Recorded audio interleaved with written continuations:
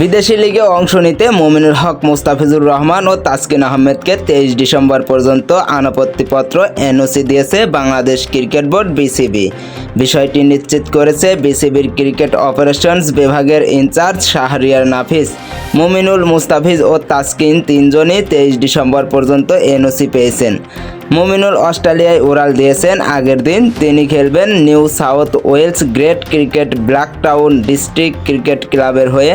Sydney Cricket Association আয়োজিত এই প্রতিযোগিতা ঐতিহ্যবাহী।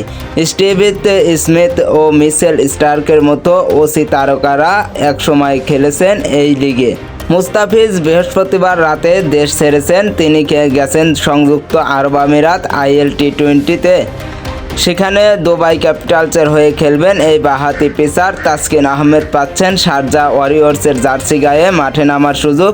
এর আগে বিসিবি লেগ স্পিনার রিশাদ হোসেনকে বিগ ব্যাশ লিগে বিবিএল খেলার অনুমতি দিয়েছে। 14 ডিসেম্বর শুরু হতে যাওয়া আসরে হোবার্ট হ্যারিকেনসের হয়ে খেলবেন তিনি। বিপিএল শুরু হওয়ার আগে তাসকিন, মুস্তাফিজরা দেশে ফিরবেন।